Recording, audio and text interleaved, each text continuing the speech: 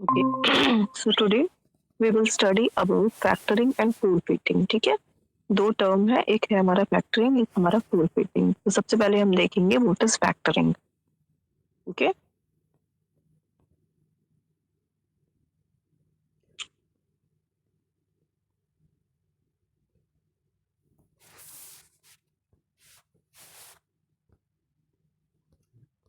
Screen is visible to everyone. Yes ma'am. Okay, सबसे पहले हम देखेंगे व्हाट इज फैक्टरिंग. ठीक है, देखो, फैक्टरिंग मतलब एक वो प्रोसेस होता है जिसमें सपोज करिए एक क्लाइंट है, एक कस्टमर है और एक फैक्टर है. ठीक है, क्लाइंट मतलब वो पर्सन या वो फर्म जो किसी भी पर्टिकुलर प्रोडक्ट, सपोज करिए बुक, सपोज करिए कोई भी गुड्स है या प्रोडक्ट है या कोई भी सर्विसेज जो सेल कर रहा है. ठीक है, सेल करने वाला जो पर्सन है, ठीक है, वो हमारा यहाँ पर क्लाइंट है. और कस्टमर मतलब वो पर्सन जो कि उसको बाय कर रहा है. ठीक है, क्लाइंट जो सेल कर रहा है, कस्टमर जो बाय कर रहा है. अब फैक्टर कौन है? फैक्टर वो थर्ड पार्टी है. ठीक है, suppose I am a buyer, या मेरा जो फर्म है, मेरा फर्म जो है बायर है और आपका जो फर्म है वो सेलर है. आपसे मुझे कोई प्रोडक्ट जो है वो बाय करना है, लेकिन अभी presently I don't have money to pay. मेरे पास अभी पैसा नहीं है भाई, प्रोडक्ट तो मुझे अभी चाहिए. सपोज करिए I am buying raw material from your firm. ठीक है, आपके फर्म से मैं रॉ मटेरियल बाय करती हूँ. अब रॉ मटेरियल की रिक्वायरमेंट मुझे इसीलिए है कि भाई मेरा तो प्रोडक्शन बंद हो जाएगा. भाई मेरी फर्म का प्रोडक्शन बंद हो जाएगा अगर मुझे रॉ मटेरियल नहीं मिलेगा. रॉ मटेरियल चाहिए भी मुझे दूसरा, लेकिन मेरे पास अभी मनी नहीं है पेमेंट करने के लिए, अब मेरे पास नहीं है अभी. ठीक है, तो ये जो थर्ड पार्टी है दैट इज कॉल्ड फैक्टर. ठीक है, अब ये जो थर्ड पार्टी है, मैंने उसको हायर किया या मैंने उससे बात करी कि भाई अभी तो मेरे पास नहीं है, but in due date I will pay.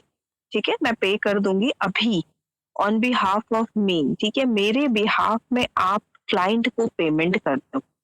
ठीक, फैक्टर मतलब वो थर्ड पार्टी जो मेरे बिहाफ में, आई एम अ बायर, ठीक है, मेरे बिहाफ पर सेलर को पेमेंट करेगी. ठीक है, सेलर को पेमेंट कैसे करेगी? सपोज मैंने 4 लाख रुपीज का जो है वो रॉ मटेरियल परचेज किया है. तो जो फैक्टर है, ठीक है, 4 लाख रुपीज का रॉ मटेरियल परचेज किया, अभी मेरे पास पैसा नहीं है पेमेंट करने के लिए. मैंने फैक्टर से बात करी, factor is the third party. ठीक है, मैंने फैक्टर से बात करी कि भाई आप मेरे बिहाफ में जो क्लाइंट है या जो सेलर है आप उसको पेमेंट कर दो. और मैंने उससे कुछ टाइम ले लिया, सपोज करिए 1 मंथ ले लिया या 15 डेज ले लिया, कि मैंने बोला कि मैं after 15 days I will pay. ठीक है, आफ्टर 15 डेज जो है,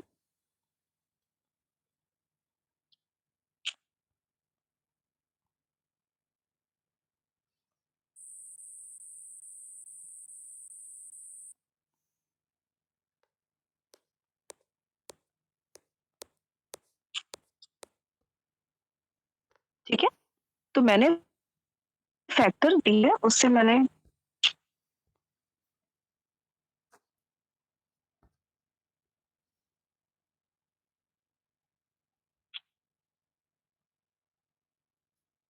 ठीक है, जो थर्ड पार्टी है मैंने उससे ये बोला, थर्ड पार्टी मतलब फैक्टर.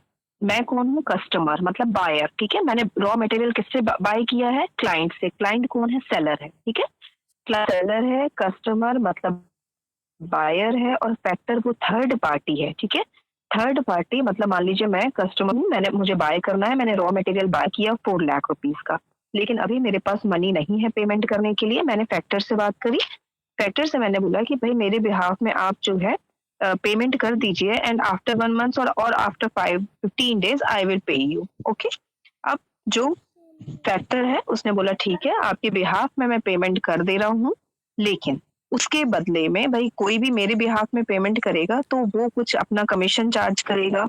ठीक है, या मान लीजिए कुछ उसकी फीस होगी, वो फीस लेगा.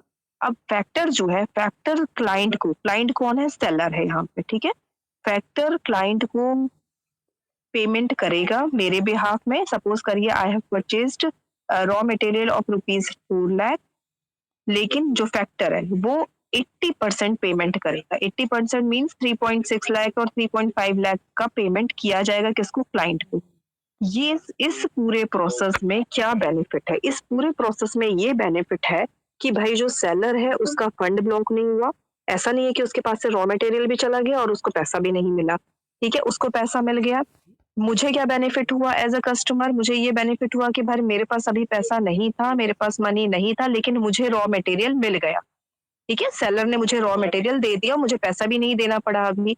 मेरे बदले में पेमेंट किसने किया? फैक्टर ने पेमेंट किया। फैक्टर कौन है? थर्ड पार्टी है जो कि मेरे बिहाफ में पेमेंट कर रही है। अब फैक्टर ने 80% पेमेंट कर दिया सेलर को या क्लाइंट को, ठीक है, और मैंने जिसने कि 1 महीने का समय मांगा था, मैंने बोला था भाई 1 महीने के बाद जो है मैं आपको पूरा पेमेंट कर दूंगी। अब आफ्टर 1 मंथ मैंने पूरा पेमेंट किसको किया? फैक्टर को। मुझे किसको? क्लाइंट को नहीं पेमेंट करना है, या मुझे जो सेलर है उसको पेमेंट नहीं करना है, मुझे किसको पेमेंट करना है? फैक्टर को पेमेंट करना है।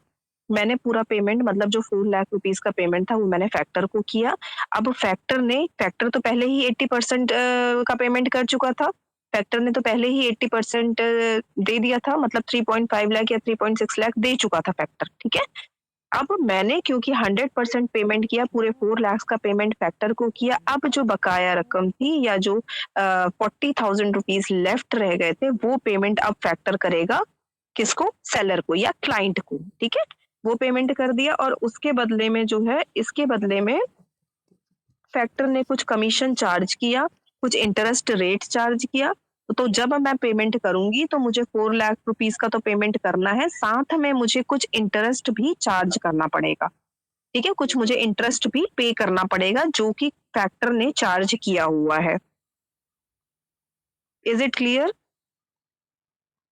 प्रोसेस ऑफ फैक्टरिंग या दोबारा से बताऊं? Once more.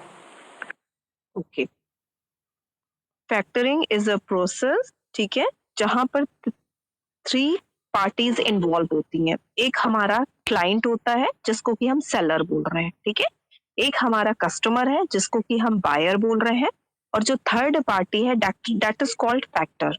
जो थर्ड पार्टी है हम उसे फैक्टर बोल रहे हैं, ठीक है। Suppose I am a buyer, I am a customer and I want to buy raw material from client or seller, ठीक है। क्लाइंट कौन है यहाँ पर? सेलर है जो कि रॉ मटेरियल सेल करेगा। किसे सेल करेगा? मुझे सेल करेगा। आई am a customer and I want raw material for my production form. मुझे मेरा एक प्रोडक्शन फॉर्म है, उसके मटेरियल चाहिए, लेकिन रॉ मटेरियल मुझे चाहिए but presently I don't have money to buy that raw material. भाई मेरे पास पैसा नहीं है, रॉ मटेरियल तो मुझे चाहिए लेकिन मेरे पास पैसा नहीं है, ठीक है। सेलर जो है वो मुझे रॉ मटेरियल देने के लिए तैयार है, लेकिन क्योंकि मेरे पास अभी पैसा नहीं है, मैं अभी पेमेंट नहीं कर पाऊंगी, तो मैंने एक थर्ड पार्टी जिसको कि हम फैक्टर बोल रहे हैं, मैंने फैक्टर से कांटेक्ट किया। मैंने फैक्टर से ये बोला कि मुझे 4 लाख रुपीस का रॉ मटेरियल परचेज करना है, मेरे पास अभी पैसा नहीं है पेमेंट करने के लिए, तो आप मेरे बिहाफ में पेमेंट कर दीजिए। और फिर आपने फैक्टर से 1 महीने का टाइम मांगा या 15 दिनों का टाइम मांगा। आपने ये बोला कि भाई आप मेरे बिहाफ में पेमेंट करेंगे तो मैं आपको 15 डेज में या आफ्टर 1 मंथ या और विद इन 1 मंथ जो है मैं आपको पूरा पेमेंट कर दूंगा, ठीक है। यहाँ तक क्लियर है? Yes, ma'am. ठीक है, यहाँ तक क्लियर हो गया कि भाई हमने फैक्टर जो थर्ड पार्टी है हमने उससे बात कर ली कि आप हमारे बिहाफ में पेमेंट कर दीजिए और हमें 1 महीने का समय दीजिए, हम 1 महीने में आपको पूरा पेमेंट कर देंगे। अब इसके बाद का प्रोसेस कि फैक्टर ने, ठीक है, फैक्टर ने सारे इनवॉइसेस मंगवाए। सारे इनवॉइसेस मंगवा के फैक्टर ने देखा कि रॉ मटेरियल जो परचेज किया गया है वो 4 लाख रुपीस का किया गया है, ठीक है। लेकिन जो फैक्टर पेमेंट करेगा किसको? सेलर को, मतलब क्लाइंट को, जो पेमेंट जिसको की पेमेंट देना था, भाई जिसको हम पेमेंट देते लेकिन हमारे पास नहीं है, तो हमारे बिहाफ में फैक्टर पेमेंट कर रहा है। तो फैक्टर ने सेलर को पेमेंट किया 80% का, ठीक है। फैक्टर ने सेलर को पेमेंट कितने का किया? सिर्फ 80% का किया। 80% पे कर दिया, ठीक है। अब विद इन 1 मंथ और आफ्टर 1 मंथ, ठीक है, हमने पूरा पेमेंट किसको किया? फैक्टर को। भाई हम तो फैक्टर को देंगे, फैक्टर ने हमारे बिहाफ में पेमेंट किया था, तो हमने पूरा 100% या पूरे 4 लाख रुपीस जो है वो फैक्टर को पेमेंट किया। अब फैक्टर को पेमेंट किया, फैक्टर तो हमारे बिहाफ में क्लाइंट को पहले ही पेमेंट कर चुका था 80%, अब ये जो बचा हुआ 20% था, ठीक है? फैक्टर अब ये 20% पेमेंट करेगा, अब हमारी पेमेंट पूरी क्लियर हो गई। हमने 100% फैक्टर को किया, फैक्टर तो पहले ही 80% कर चुका था क्लाइंट को, अब वो जो बकाया 20% था, 20% फैक्टर ने पेमेंट किया क्लाइंट को, ठीक है? हमने 100% किया फैक्टर को, फैक्टर ने 20% किया क्लाइंट को, क्लाइंट मीन्स सेलर को। अब ये पूरा जो पेमेंट का पूरा प्रोसेस है वो कंप्लीट हो गया। अब लेकिन इसमें क्या हुआ कि भाई फैक्टर ने हमारे बदले में पेमेंट किया, तो फैक्टर को क्या बेनिफिट है? फैक्टर क्यों करेगा ऐसा? फैक्टर हमारे बिहाफ में क्यों पेमेंट करेगा क्लाइंट को?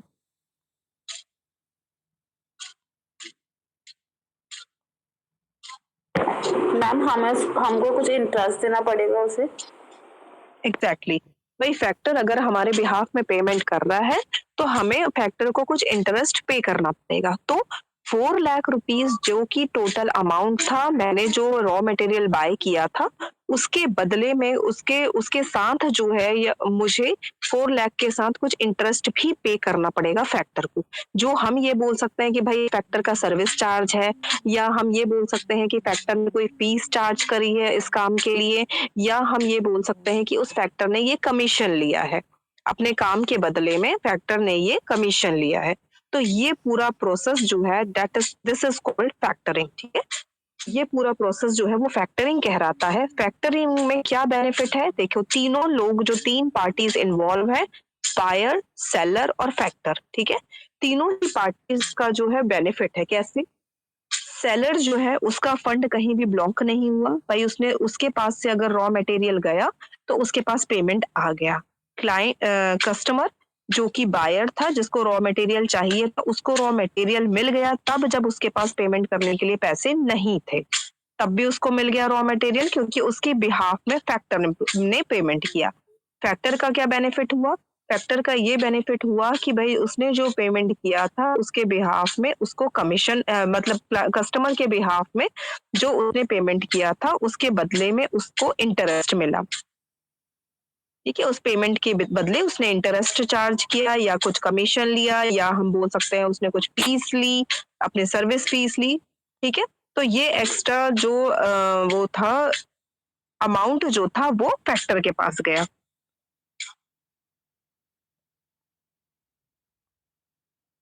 Okay, is it clear the process of factoring? Factoring क्या होता है, पूरा प्रोसेस समझ में आ गया आप लोगों को? Yes ma'am. ठीक है, और जो फैक्टरिंग प्रोसेस होता है, एक फैक्टर जो है या तो वो एक फाइनेंशियल इंटरमीडियरीज है, ठीक है, एक फाइनेंशियल इंटरमीडियरी होता है फैक्टर, जिसको हम थर्ड पार्टी बोल रहे हैं।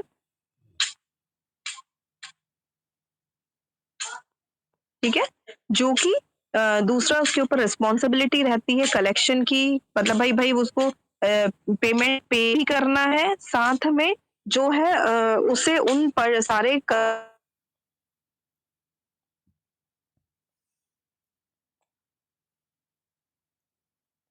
फैक्टरिंग का ट्रांजैक्शन या फैक्टरिंग का पूरा प्रोसेस है, उसमें 3 लोग इन्वॉल्व हैं या थ्री थ्री पार्टीज इन्वॉल्व होती है। एक हमारा सप्लायर या सेलर जिसको हम क्लाइंट बोल रहे हैं, एक हमारा बायर या डेप्टर जिसको हम कस्टमर बोल रहे हैं, एक हमारे फाइनेंशियल इंटरमीडियरी या थर्ड पार्टी जिसको कि हम फैक्टर बोल रहे हैं।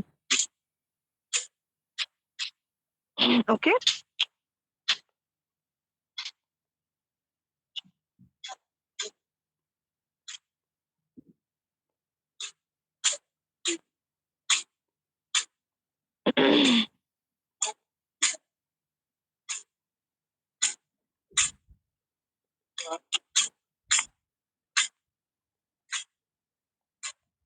ठीक है।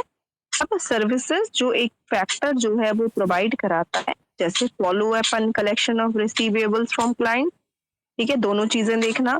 परचेज ऑफ रिसीवेबल्स विद और विदाउट रिकॉर्ड्स, ये रिकॉर्ड्सिंग क्या होता है मैं अभी आगे समझाऊंगी आपको। It helps in getting information in credit line on customers, credit protection के लिए। दूसरा, सॉर्टिंग आउट डिस्प्यूट, अगर कोई भी डिस्प्यूट है, मान लीजिए कोई भी बायर और सेलर के बीच में पेमेंट को लेकर किसी भी तरह का डिस्प्यूट है, तो उसको भी फैक्टर मीन्स थर्ड पार्टी जो है वो सॉल्व करती है।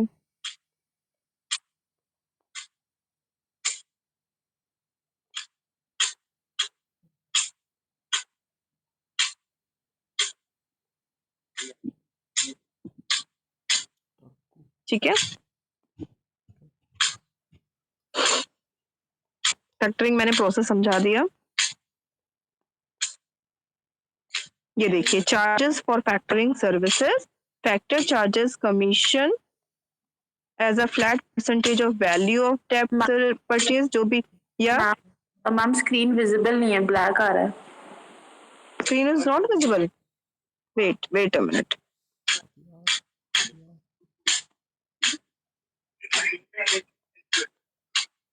Now it's visible? No ma'am. No, mom. Yes, sir. Sir, I'm taking class. Wait. Okay, wait a minute. Wait a minute. Beta, एक minute. I am muting my mic.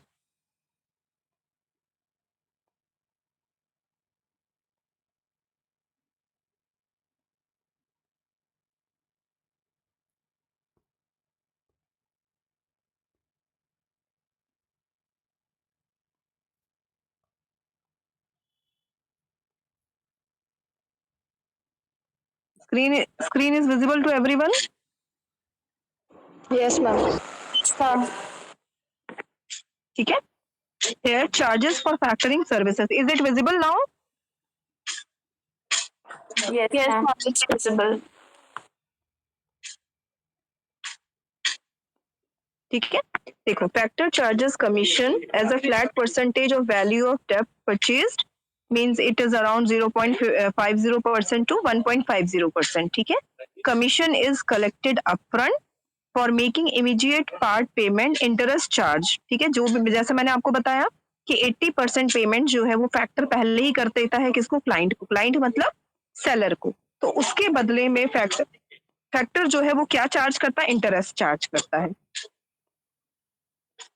ठीक है, और जो इंटरेस्ट है वो रेट ऑफ इंटरेस्ट जो कि हम जनरली चार्ज किया जाता है वर्किंग कैपिटल फाइनेंस में, वर्किंग कैपिटल के लिए बैंक के द्वारा, उससे ज्यादा होता है। ठीक है, now come two types of factoring. Factoring जो है वो हमारा, टाइप्स ऑफ फैक्टरिंग हमारा, एक रिकोर्स फैक्टरिंग होता है, non recourse factoring, maturity factoring and cross border factoring. ठीक है, types of factoring, recourse factoring, non-recourse factoring, maturity factoring and cross border factoring. सबसे पहले हम recourse factoring देखेंगे। recourse factoring में 75 से 85% पेमेंट जो है वो फैक्टर करता है किसको? क्लाइंट को। ठीक है, यहाँ पर क्या होता है? जो इंटरेस्ट चार्ज किया जाता है, it is from the date of advance, भाई जिस जब दिया गया है पेमेंट से लेके जब पेमेंट कलेक्ट किया गया, इन द सेंस कि भाई फैक्टर ने पेमेंट की किसको किया? क्लाइंट को। हमने किसको पेमेंट किया? फैक्टर को। तो हमारे द्वारा फैक्टर ने पेमेंट रिसीव किया और पेमेंट उसके द्वारा, फैक्टर के द्वारा पेमेंट किसको किया गया? क्लाइंट को किया गया। तो फैक्टर के पेमेंट करने की डेट से लेके हमारा फैक्टर को पेमेंट करने तक की डेट का इंटरेस्ट चार्ज किया जाता है। ठीक है, इसमें जो क्रेडिट रिस्क होता है वो क्लाइंट का होता है। क्लाइंट मींस सेलर का होता है। ठीक है, और जो फैक्टर होता है वो क्रेडिट सैंक्शन प्रोसेस में कहीं भी इन्वॉल्व नहीं होता है। और इंडिया में जितनी भी फैक्टरिंग की जाती है, it is done with recourse factoring. मतलब यहाँ पर जो जो भी रिस्क है, ठीक है, रिस्क जो है वो सेलर को बेयर करना पड़ता है। किसमें? रिकोर्स फैक्टरिंग में रिस्क जो है वो सेलर को बेयर करना पड़ता है। Okay, next is recourse factoring.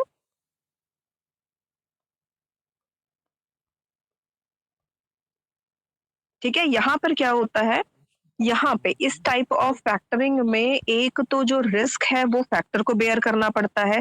मतलब पेमेंट रिसीव करने से पेमेंट करने तक का रिस्क पूरा फैक्टर का होता है। ठीक है, यहाँ पर दूसरी क्या बात होती है कि हायर कमीशन चार्ज किया जाता है, क्योंकि फैक्टर अपने ऊपर पूरी रिस्पॉन्सिबिलिटी लेता है, तो इसीलिए वो अपना हाई कमीशन जो है वो चार्ज किया जाता है।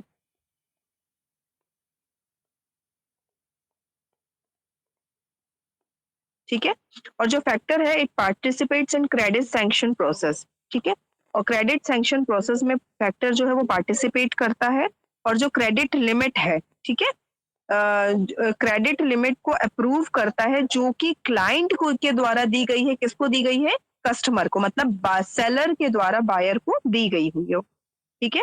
मैच्योरिटी फैक्टर, यहाँ पर क्या होता है, मैच्योरिटी फैक्टर का मतलब होता है इसमें एक गारंटीड पेमेंट होता है, गारंटीड पेमेंट, या हम बोल सकते हैं कलेक्शन ऑफ रिसीवेबल्स होता है एक एक मैच्योरिटी डेट पे। ठीक है। और वो जो गारंटीड पेमेंट है, वो गारंटीड पेमेंट क्या होता है कि भाई मान लीजिए मैं हमेशा ही ऐसे करती हूँ, आया मैं बायर और मेरा हमेशा ही ये काम है कि भाई मैं तुरंत पेमेंट नहीं कर पाती हूँ, तो मैं कुछ टाइम के बाद पेमेंट करती हूँ।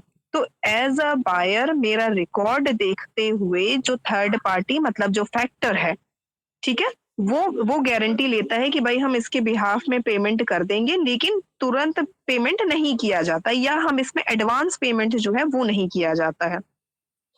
इसीलिए इसमें जो है नॉमिनल कमीशन चार्ज किया जाता है, और इसमें फैक्टर के ऊपर कोई रिस्क नहीं होता है। ठीक है। इसमें क्या होता है, फैक्टर के ऊपर कोई भी रिस्क नहीं होता है। अब क्रॉस बॉर्डर फैक्टरिंग, ठीक है, क्रॉस बॉर्डर फैक्टरिंग जो है उसमें 4 पार्टीज इन्वॉल्व होती हैं भाई। देखो एक एक्सपोर्टर, एक इंपोर्टर, 2 पार्टी हमें पता है अगर हम क्रॉस बॉर्डर कोई भी ट्रांजैक्शन कर रहे हैं तो। एक हमारा इंपोर्टर हो गया, एक हमारा एक्सपोर्टर हो गया। उसके अलावा यहाँ पे एक्सपोर्ट फैक्टर होता है और इंपोर्ट फैक्टर होता है। क्रॉस बॉर्डर फैक्टरिंग में एक एक्सपोर्ट फैक्टर हुआ, एक इंपोर्ट फैक्टर हुआ, मतलब कि यहाँ पर क्या होता है, हम इसको 2 फैक्टर सिस्टम ऑफ फैक्टरिंग भी बोलते हैं। इसमें क्या होता है, जो एक्सपोर्टर है मतलब जो सेलर है, ठीक है, जिसको कि सेल करना है, जो क्लाइंट है, क्लाइंट क्या करता है, एक फैक्टरिंग अरेंजमेंट अपने किसके साथ करता है, एक्सपोर्ट फैक्टर के साथ। ठीक है। अपने अपने उसके साथ करता है, और साथ ही जो है वो एक एक्सपोर्ट फैक्टर को असाइन करता है अपनी कंट्री में, जो कि सारे रिसीवेबल्स को जो है वो एक्सपोर्ट रिसीवेबल्स को रिसीव करेगा। ठीक है। और सेम ऐसे ही जो इंपोर्टर है वो एक इंपोर्ट फैक्टर असाइन करता है। तो एक्सपोर्ट फैक्टर और इंपोर्ट फैक्टर, ठीक है, ये दोनों आपस में मिलके क्रेडिट इवेल्युएशन या कलेक्शन ऑफ पेमेंट का काम जो है वो करते हैं। एक एग्रीड फीस रहती है, उस फीस पे किया जाता है। ठीक है। और इसमें क्या होता है, जो इंपोर्टर है वो पेमेंट को किसको करेगा, इंपोर्ट फैक्टर को। इंपोर्ट फैक्टर जो है वो किसको पेमेंट करेगा, एक्सपोर्ट फैक्टर को, और एक्सपोर्ट फैक्टर के बाद से वो एक्सपोर्टर के पास पेमेंट जाएगा।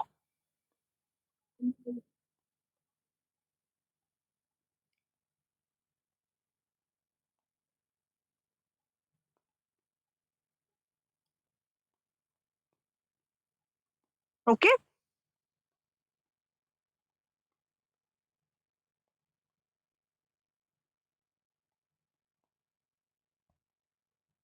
अब एक टर्म है दैट इज कॉल्ड फोरफिटिंग। ठीक है। फोरफिटिंग जो है वो बिल्कुल वैसा ही प्रोसेस है जैसे कि हमारा फैक्टरिंग का है। बस ये है कि यहाँ पर जैसे हमने क्रॉस बॉर्डर फैक्टरिंग के बारे में पढ़ा, ठीक है, तो वैसे ही यहाँ पे जो है वो डिफरेंट पार्टीज इन्वॉल्व होती हैं। जैसे ये देखिए,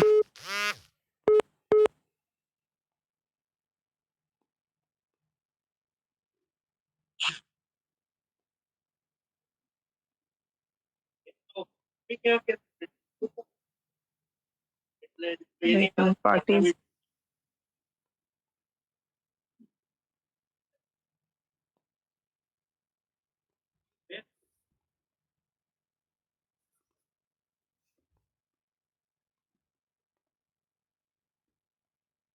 एक मिनट,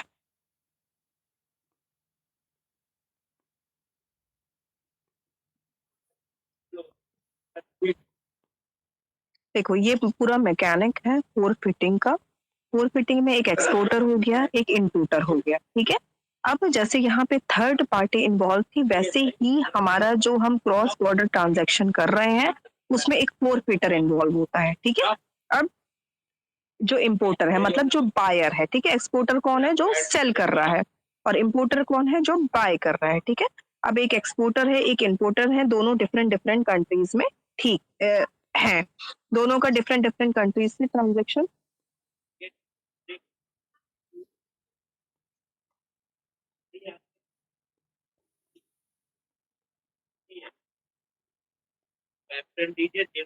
ओके, तो यहाँ पे क्या है कि सपोज करिए कि जो इम्पोर्टर है, ठीक है? उसने एक बैंक को के पास जो है वो ये बात करी है कि भाई मेरे पास तो पेमेंट के लिए अभी नहीं है पैसा, तो मेरे बिहाफ में जो है वो आपको जो है वो पेमेंट करना है। अब ये जो बैंक है, ठीक है? अगर इम्पोर्टर हम इंडिया के बारे में बात करते हैं और एक्सपोर्टर मान लीजिए यूएस में है। अब इंडिया का जो बैंक है, ठीक है? वो इसके बिहाफ में जो है वो पेमेंट किसको करेगा? फ़ोरफ़िटर को, और फ़ोरफ़िटर जो है वो किसको पेमेंट करेगा? एक्सपोर्टर को, ठीक है? तो ये जो सेम वैसे ही जैसे कि हमने उसके बारे में पढ़ा अ किसके फैक्टरिंग के बारे में।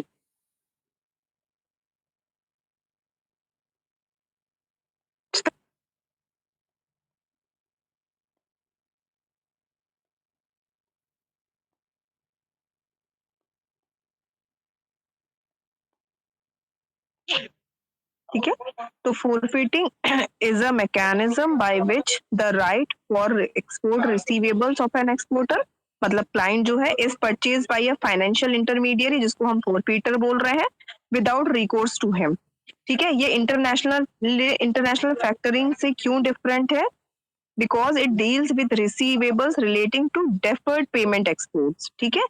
और इसमें क्या होता है, फैक्टरिंग कहाँ पे इन्वॉल्व होती है? जहां पर शॉर्ट टर्म रिसीवेबल्स की बात होती है।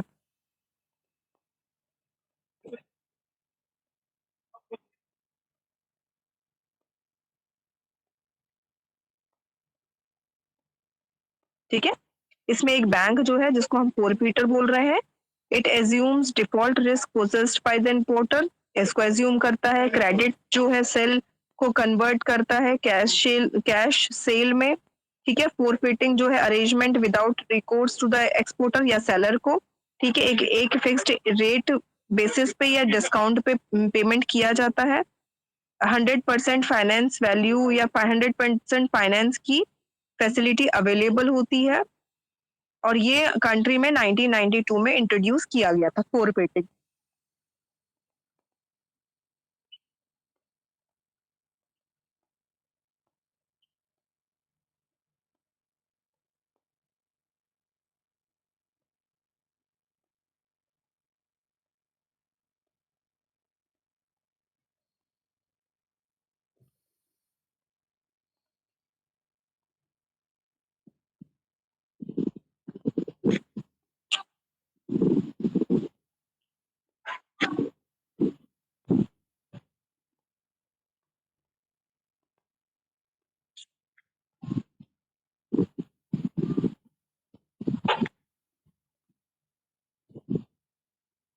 ठीक है?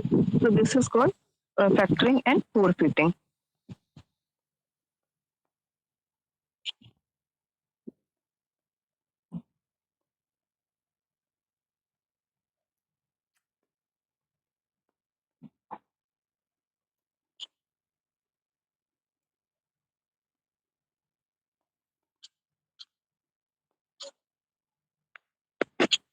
ठीक है?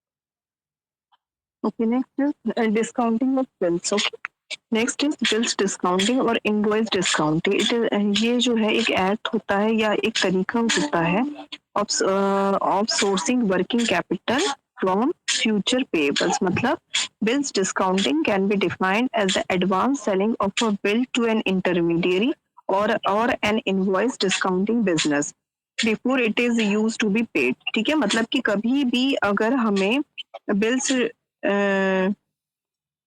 डिस्काउंटिंग की अगर हम बात करते हैं, तो बिल्स डिस्काउंटिंग का मतलब ये होता है, सपोज करिए कि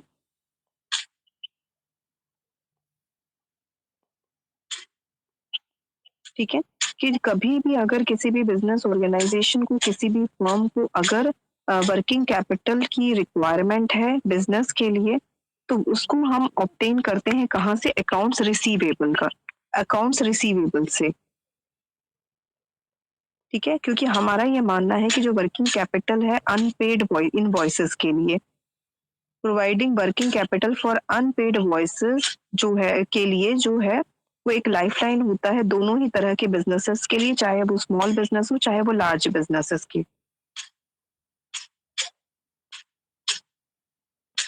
ठीक है, बिल डिस्काउंटिंग या इनवॉइस डिस्काउंटिंग जो है एक एक्ट है जिसमें कि हम वर्किंग कैपिटल को वर्किंग कैपिटल को ऑब्टेन करते हैं फॉर फ्रॉम फ्यूचर पेएबल्स। ठीक है, वर्किंग कैपिटल को फ्यूचर पेएबल्स के लिए ऑब्टेन करते हैं।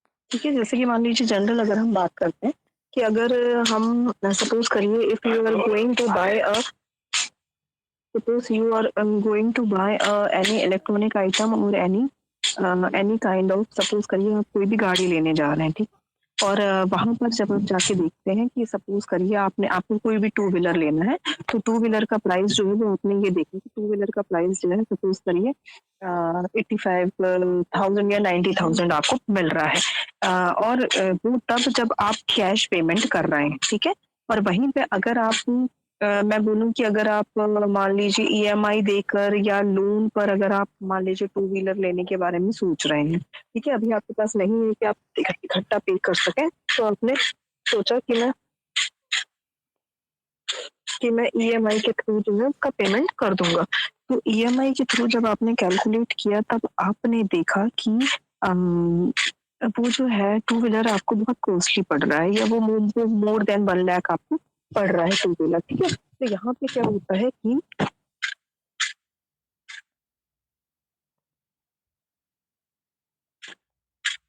ठीक है, यहाँ पर क्या होता है कि सपोज करिए कोई भी बिजनेस फर्म है, अगर अगर मान लीजिए आप वन टाइम पेमेंट कर रहे हैं या एक साथ पेमेंट कर रहे हैं, तो आपको डिस्काउंट पे मिल जाता है कोई भी आइटम। ठीक है, या हम कोई भी चीज, जैसे हम जनरल बात करते हैं कि अगर हम कोई भी चीज परचेज करने जाते हैं मार्केट में, अगर हम इकट्ठा कोई भी सामान ले रहे हैं, ठीक है, इकट्ठा अगर, या आप बहुत बल्क में कोई भी सामान ले रहे हैं, या हम मान लीजिए होलसेल के बारे में बात करते हैं कि अगर हम कोई भी प्रोडक्ट जिसको कि हम होलसेल रेट पर ले रहे हैं या होलसेल में ले रहे हैं, तो उसमें उसका रेट जो है वो एज कम्पेयर टू रिटेल जो है वो हमें कम पड़ेगा।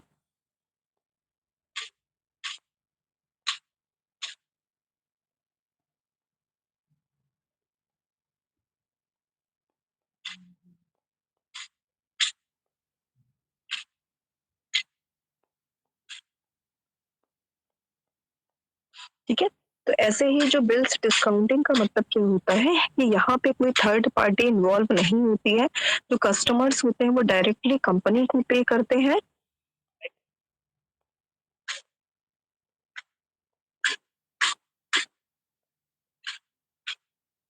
ठीक है, अब क्या बेनिफिट है बिल्स डिस्काउंटिंग का? इससे क्या होता है कि कैश फ्लो इंप्रूव होता है। भाई बिल्स डिस्काउंटिंग, कोई भी आइटम अगर मैंने डिस्काउंट पे आपको दिया, ठीक है, तो उसमें क्या है कि मेरे पास एक साथ पैसा आ गया। ठीक है, और अगर मैं आपको डिस्काउंट पे नहीं दे रही हूँ तो आप उसका थोड़ा थोड़ा करके पेमेंट करेंगे, उसमें एक बार में मेरे पास पैसा जो है इकट्ठा नहीं होगा। Improved cash flow and working capital and can be good for startup businesses के लिए सही रहता है, जो कि क्रेडिट के पे लेते हैं कोई भी सामान को, ठीक है।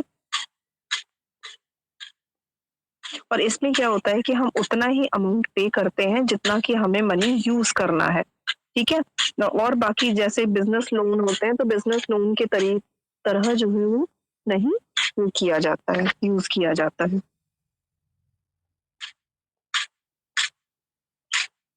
और इसमें क्या होता है, जो बैड डेप्ट की चांसेस हैं या नॉन पेमेंट जो होता है वो जो मेनली किस पे ट्रांसफर किया जाता है, फाइनेंसर के ऊपर। और बिल्स डिस्काउंटिंग में क्या होता है कि जो फंड होता है it can be release within 24 आवर में रिलीज कर दिया जाता है।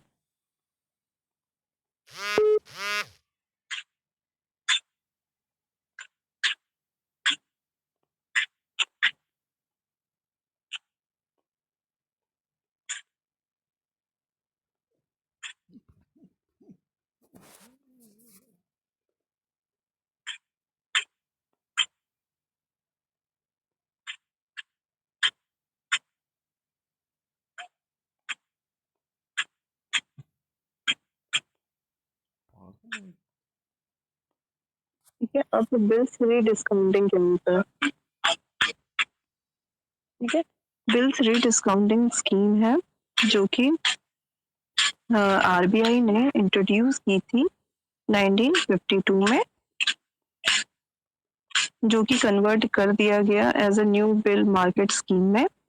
इसमें क्या होता है कि कमर्शियल बैंक्स जो होते हैं वो रीडिस्काउंट करते हैं किसको, उन सारे बिल्स को जो जिनको पहले इन बैंक्स ने डिस्काउंट किया था, ठीक है। किनके थ्रू किया जाता है, जो अप्रूव्ड इंस्टीट्यूशन जैसे कमर्शियल बैंक हो गए, डेवलपमेंट फाइनेंशियल इंस्टीट्यूशन हो गए, म्यूचुअल फंड्स हो गया, प्राइमरी डीलर्स हो गए, इनके जो, ठीक है। इसमें क्या होता है कि रीडिस्काउंटिंग का पर्पस जो है वो ये लोग सॉल्व करते हैं।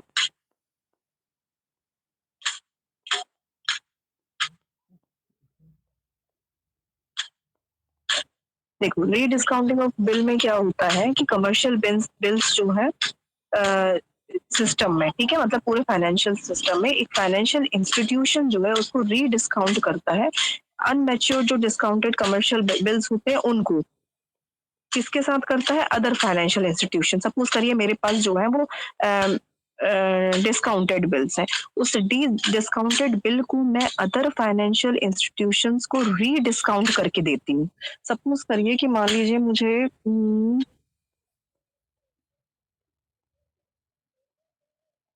कोई भी प्रोडक्ट है, सपोज करिए कि मुझे 80 रुपीज का पड़ा है, ठीक है, डिस्काउंट में मुझे 80 रुपीज का मिला है। अब उस 80 रुपीज में अगर मुझे मिला है तो मैं आप थर्ड जो पर्सन है उसको 90 रुपीज में दे सकती हूँ। भाई 80 रुपीज में तो मुझे ही मिला है, तो मेरा 100 रुपीज का जो प्रोडक्ट था वो 80 रुपीज में मिला, तो मुझे 20 रुपीज का तो बेनिफिट हुआ ही है। साथ में मैंने अगर 90 रुपीज का भी दिया है तो जो थर्ड पार्टी या थर्ड पर्सन है उसको भी 10 रुपीज का बेनिफिट हो रहा है।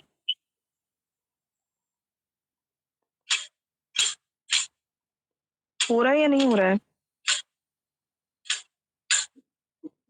हो रहा है। हो रहा है ना, बेनिफिट हो रहा है। तो बेनिफिट होने, तो ये जो थर्ड पार्टी है that is in, good morning sir, तो जो थर्ड पार्टी है डेट इज इन्वॉल्व, ठीक है, ठीक है।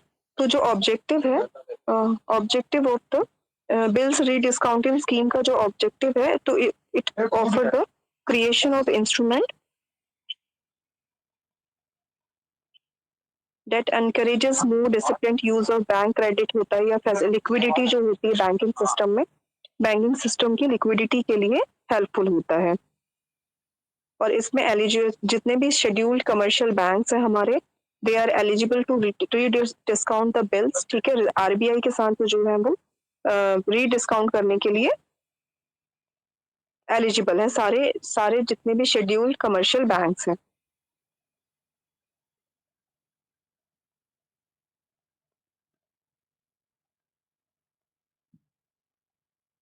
ठीक है।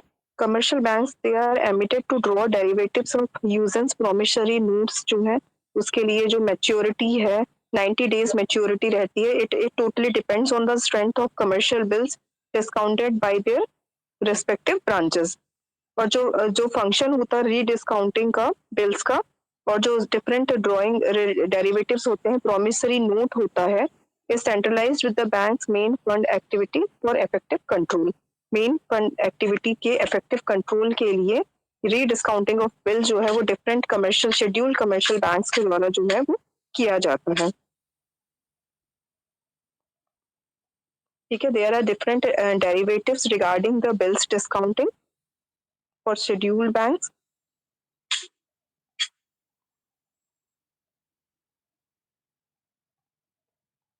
ठीक है, there are different rediscounting of the ineligible bill will be handled as an unsecured loan की तरह हम उसे हैंडल करते हैं.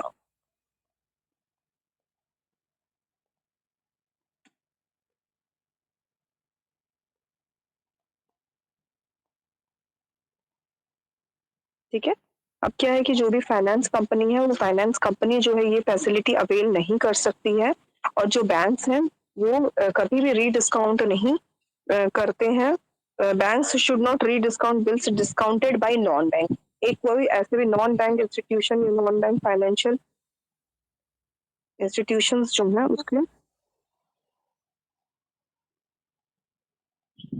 उसके बिल्स को कभी भी डिस्काउंट नहीं करते हैं. नॉन बैंक फाइनेंशियल कंपनीज हैं, नॉन बैंक इंस्टीट्यूशंस हैं, उनके बिल्स को कभी भी डिस्काउंट नहीं किया जाता है.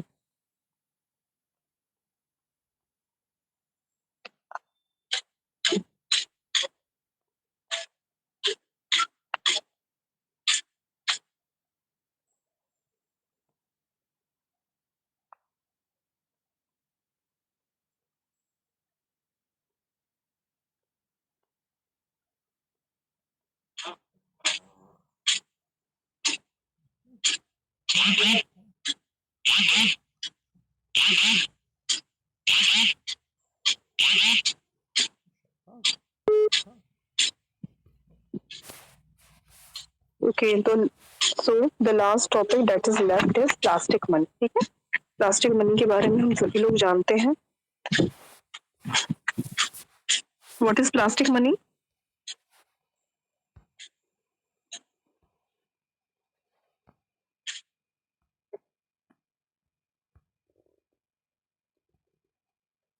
What is plastic money? क्या होता है?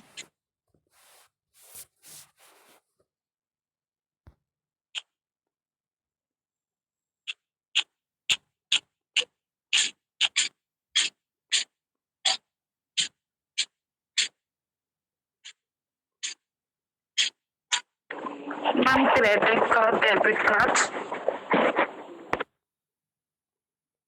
व्हाट? हाँ, yes, debit card, credit card हो गया. ठीक है, स्मार्ट कार्ड हो गया, प्रीपेड बैलेंस कार्ड हो गया. ठीक है, ये सब हमारा क्या है? Plastic money. प्लास्टिक मनी मतलब वो मनी जो कि हमारे पास है, but it is not in the form of a note और not in the form of a coin. ठीक है, दो प्लास्टिक मनी हमारे पास जो है वो ना तो हमारे पास नोट के फॉर्म में है, ना तो हमारे पास कॉइन के फॉर्म में है. ठीक है, वो हमारे पास या तो क्रेडिट कार्ड के फॉर्म में है, या तो डेबिट कार्ड के फॉर्म में है, या तो स्मार्ट कार्ड के फॉर्म में है. ठीक है,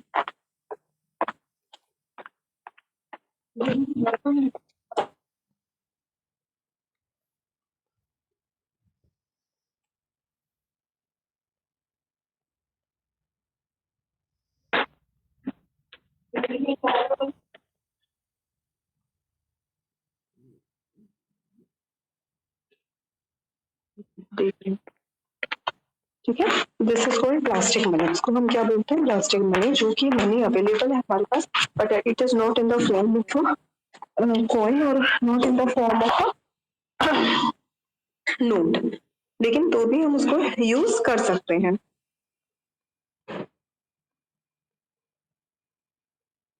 ठीक है, मतलब जैसे आप देखते होंगे कि हम हमेशा we use predominantly hard plastic card every day use कर रहे हैं in place of actual bank note.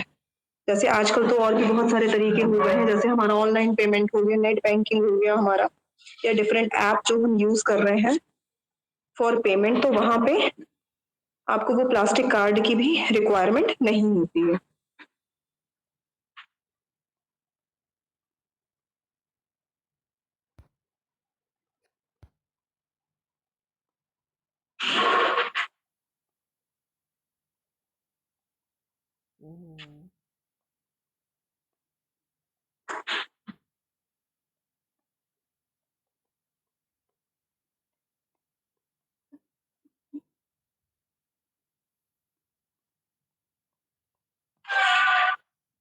ठीक है, तो बहुत सारे इसके बेनिफिट्स जो हैं वो प्लास्टिक का मनी के क्या है बेनिफिट? एक तो ये कि हमें जो है मान लीजिए बल्क में या बहुत ज़्यादा कैश अगर हमें कैरी करना है, तो ये हमारे लिए एक बहुत अच्छा ऑप्शन है कि in spite of carrying that much cash हम एक सिंपल कार्ड जो है वो कैरी कर सकते हैं और उस कार्ड के थ्रू ही जो है हम हर तरह का पेमेंट कर सकते हैं। तो इसीलिए जो प्लास्टिक मनी है वो प्रेजेंट टाइम पे जो है वो हमारे लिए बहुत ही बेनिफिशियल सपोज करिए अगर मान लीजिए वो चोरी हो जाता है या मान लीजिए मिसप्लेस हो जाता है गिर जाता है तो भी ऐसा नहीं है कि कोई बहुत इजीली उसको यूज कर पाए। ठीक है, वो दूसरे के लिए कोई वर्थवाइल नहीं रहेगा क्योंकि वो उसके लिए एक पेन होता है, एक सीक्रेट कोड होता है, एक सीक्रेट पिन होता है जो कि हमें पता होता है। तो ऐसा नहीं है कि मान लीजिए अगर वो गिर भी गया तो उसको कोई बहुत जल्दी यूज़ कर लेगा या किसी के काम आ जाएगा। पर अगर यहीं पे अगर हम कैश के बारे में बात करेंगे कि अगर वो हमसे मिसप्लेस हो जाता है या कुछ ऐसा हो जाता है तो वो इमीडिएटली दूसरे पर्सन के काम में आ जाता है।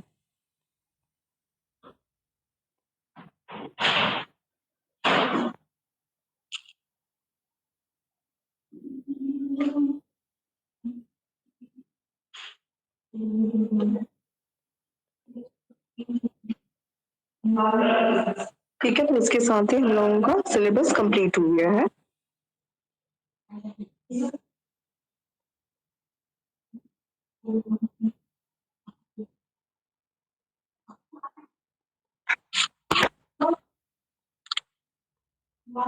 From my side, I have completed all the topics of all the units. Okay? Okay, ma'am. Okay, ma'am. Okay.